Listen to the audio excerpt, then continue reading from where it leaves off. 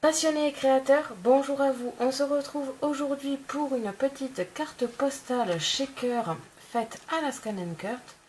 Pourquoi le shaker? À cause de cette petite partie faite avec la fuse sleeve photo. De toute façon, je vous mets tout ça dans le matériel. On se retrouve de suite pour le matériel et le tutoriel. Pour aujourd'hui, vous allez avoir besoin de pas mal de choses. Premièrement, du pistolet à colle pour le collage, de mousse adhésive, des pochettes plastiques pour la fuse sleeve photo. Donc si vous ne faites pas de shaker, car ce n'est pas obligé, vous pouvez mettre une toute autre décoration. Je vous conseille d'avoir ça pour aussi bien tester si votre fer est chaud, tout comme pour pouvoir prendre votre cercle à l'intérieur d'une pochette neuve. D'un tapis de découpe toujours pour la fuse sleeve photo, pour ne pas abîmer le vôtre. Je vous conseille d'ailleurs d'acheter celui d'Action qui n'est vraiment pas cher. Des petits stickers, enfin des petits strass mais non collants à mettre dans votre shaker carte. Des intercalaires de chez Action ou tout autre magasin pour pouvoir faire votre pochoir. Comme d'habitude, des stickers et des strass, du papier scrap, de la fuse sleeve photo, donc cet outil avec son support. N'oubliez pas d'avoir les embouts.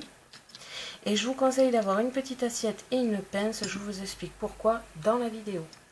L'aérographe avec des feutres, un compas ou l'outil que je vous ai montré, le compas cutter 2 en 1 donc.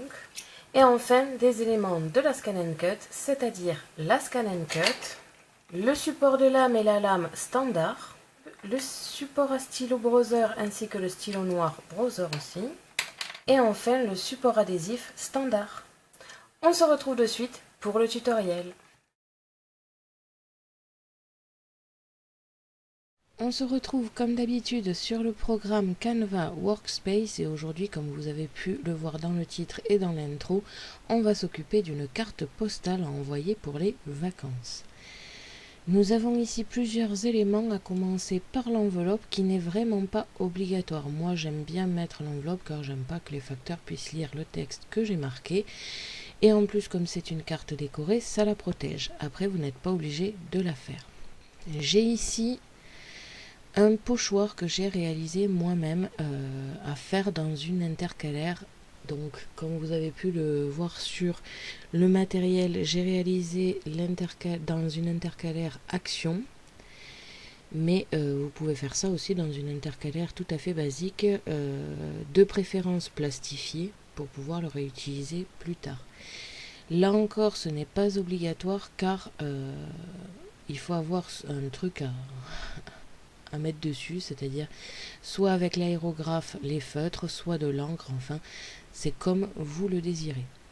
Nous avons ici là le devant de carte avec un rond découpé ici qui va vous servir à mettre votre shaker carte. Encore une fois, ce n'est pas obligatoire. Vraiment, la carte postale est tout à fait modulable pour celle-ci. Vous pouvez mettre une grosse décoration de fleurs, bref, vous pouvez mettre ce que vous voulez. Moi, c'est vrai que j'avais envie de tester avec la fuse sleeve photo, de faire des shaker cartes. Donc, c'est comme vous le désirez. Et enfin ici, la base, à choisir dans un papier assez uni et clair pour pouvoir écrire dessus les parties habituelles d'une carte postale. Quand vous avez tous vos motifs, vous allez dans Fichier, vous exportez le fichier en FCM, vous le mettez sur une clé USB et on se retrouve sur la Scan & Cut.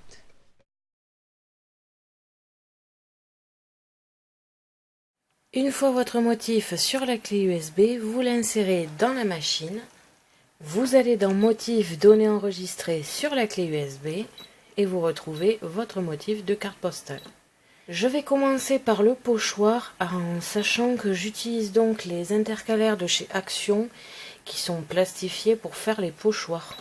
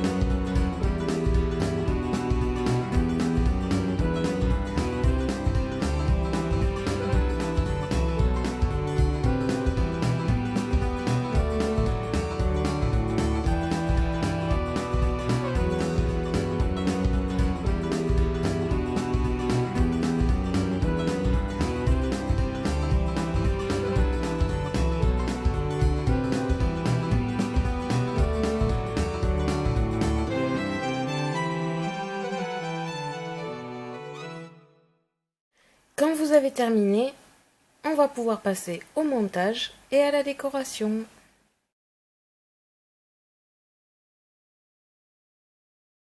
Vous devez obtenir tous ces éléments, c'est-à-dire ici la base avec à l'arrière la partie adresse, texte et thème. À l'avant la partie texturée du papier Action. La décoration de l'avant qui va se mettre donc comme ceci, avec un cercle découpé. Alors là, vous avez plusieurs solutions. Vous pouvez mettre en épaisseur et mettre une grosse fleur ou quelque chose qui fasse un peu vacances et été.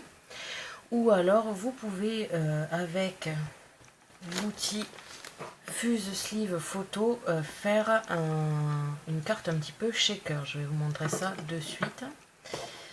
Vous devez avoir l'enveloppe qui va emballer tout ceci. Alors ça c'est optionnel aussi, ça dépend si vous voulez protéger votre carte postale ou non. Et enfin le pochoir réalisé grâce avec les intercalaires de chez Action. On va tout d'abord commencer par l'enveloppe parce que ça va être le plus rapide, c'est-à-dire plier aux endroits de pliage. Avec un crayon, vous allez sans appuyer tracer ici le contour. Comme ceci, et placer de la colle à cet endroit là. Si vous le désirez, grâce à une gomme, gommez le trait que vous venez de tracer et l'enveloppe est terminée. Il ne vous restera plus qu'à y glisser la carte ainsi que y mettre votre adresse et l'adresse du destinataire. Nous allons maintenant passer au devant de la carte. Pour cela, je vais avec mon pochoir le positionner au-dessus de mon papier, là où je le veux. Et grâce avec des feutres et l'aérographe, je vais réaliser mon pochoir sur ma feuille. J'ai pris une feuille inutile pour pouvoir éviter d'en mettre partout. Je place mon pochoir là où je le désire et je vais essayer de faire un dégradé de bleu.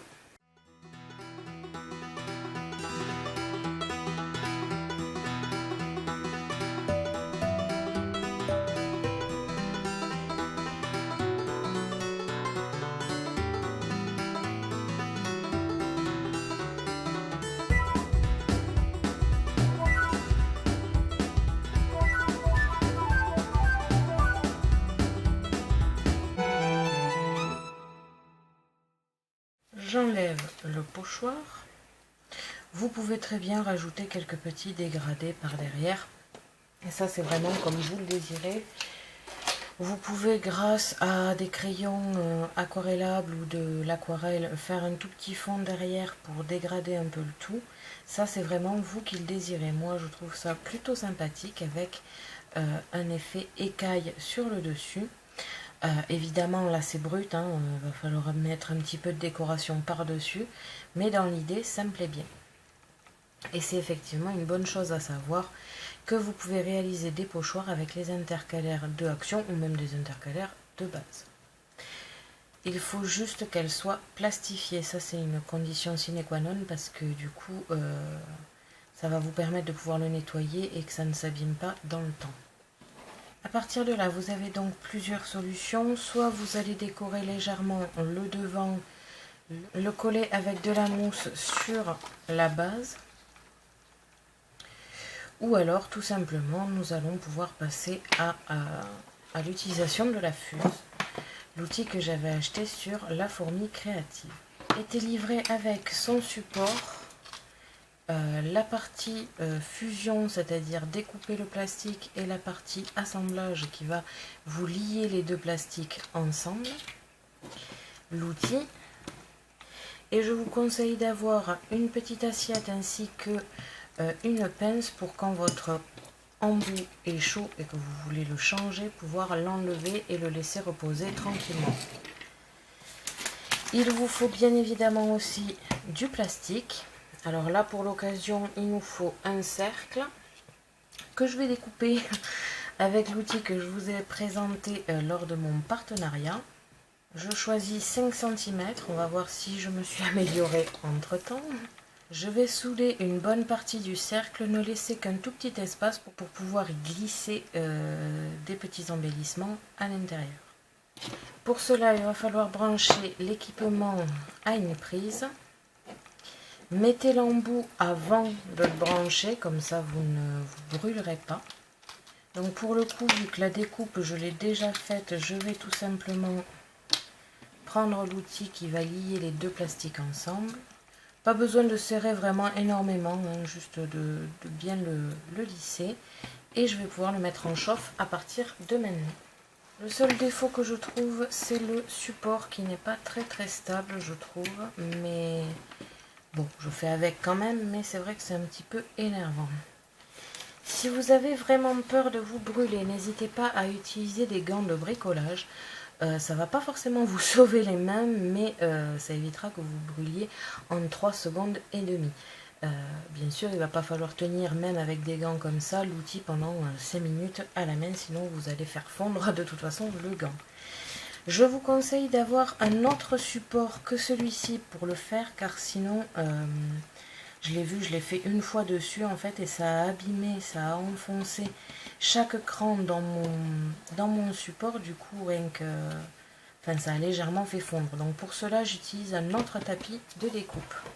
Je ne sais pas si vous pouvez bien le voir à l'écran, mais ça, c'est l'outil qui me l'a fait. Donc vous voyez à quel point ça chauffe et ça peut faire fondre votre tapis. C'est pour cela que j'en utilise un autre. Avec était livrée aussi cette règle qui sert aussi à tracer des traits droits ici, ou des courbes. Je vais tout simplement le positionner sur mes plastiques pour éviter qu'il ne bouge. Juste question que la première soudure soit faite. Si vous avez des emporte-pièces en fer, comme ça, en inox, je vous conseille de l'utiliser si vous avez la bonne taille. Ça vous permettra de bien faire un cercle. Sinon, il va falloir le faire à main levée. Je vous conseille aussi d'avoir une poche plastique que vous en foutez parce que vous avez déjà découpé pour faire le test de chaleur. Donc tout simplement vous mettre ailleurs. C'est le seul aussi défaut que j'ai trouvé dans cet outil, c'est qu'il n'y a pas de témoin de chaleur. Donc je vais tout simplement en fait vérifier si ma fusion se fait.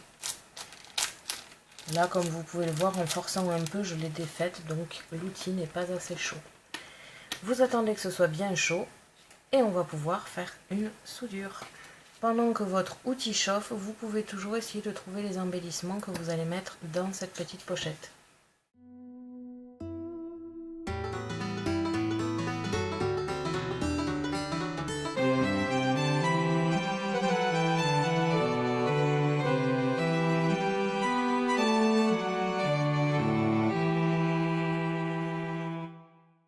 Comme vous pouvez le voir, j'ai bien soudé ma poche et laissé un tout petit espace non soudé pour pouvoir y glisser mes décos.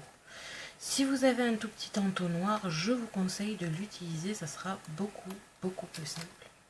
Je vais dedans y glisser des petits flamants roses pour donner un peu de couleur, je crois que ça s'appelle des sequins pour donner la couleur bleue et faire encore penser à la plage.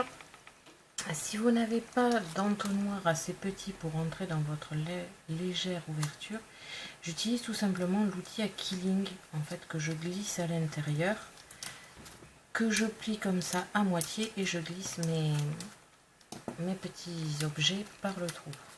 Je pense que vous pouvez faire ça avec une pince à épiler aussi, mais ça va être un tout petit peu plus compliqué. Une fois rempli, vous reprenez votre outil et vous allez souder la partie restante. Pour le collage, là, je vous conseille d'utiliser le pistolet à colle, ce sera beaucoup plus facile. Quand vous avez terminé votre petit sachet, nous allons pouvoir passer à la suite. Grâce aux mousses 3D, je vais coller le devant ici, que je décorerai ensuite. Mousse 3D que j'ai choisie épaisse pour que lui ne ressorte pas non plus de trop. Comme ceci, et donc à l'intérieur se trouvera ici le petit shaker. Grâce au pistolet à colle, je vais coller la partie shaker ainsi que des plumes en dessous du rond qui va réaliser comme un attrape-rêve. Voilà ce que cela vous donne une fois terminé. Je vais réaliser encore quelques petites décos ici, mais surtout des strass et des stickers. Et ensuite, vous pourrez écrire votre texte, l'adresse et le petit timbre. Je décore et on se retrouve de suite. Et voilà, une fois décoré, donc avec les plumes, j'ai mis un petit strass par-dessus pour rehausser un petit peu l'attrape-rêve. J'ai rajouté un petit tas comme ça, acheté chez Action avec un papillon et une flèche. Je trouvais que ça faisait vraiment dans le thème. J'ai rajouté une petite plume en stickers argent, des strass cling. Et ici, avec un strass, j'ai aussi rajouté une petite ficelle comme si l'attrape-rêve devait être pendue. À l'arrière, il ne vous reste plus qu'à faire le texte. Si vous voulez l'envoyer directement comme ça, je vous conseille de ne pas mettre de décoration, comme ça, ça ne sera pas non plus abîmé de ce côté-là. Si vous le mettez dans l'enveloppe, vous pouvez toujours décorer. Moi, je trouve que... Moi, je garde le principe de la carte postale, c'est-à-dire que le devant était décoré et pas l'arrière. Vous pouvez le glisser dans l'enveloppe, refermer avec un strass ou un stickers, écrire l'adresse et l'envoyer. Merci d'avoir regardé ma vidéo, n'hésitez pas à me poser des questions ainsi qu'à me dire en commentaire ce que vous avez pensé de cette carte postale. Je vous invite à me suivre sur mon blog ainsi que mes réseaux sociaux que vous pouvez retrouver dans la description de la vidéo. À la prochaine pour de nouvelles créations.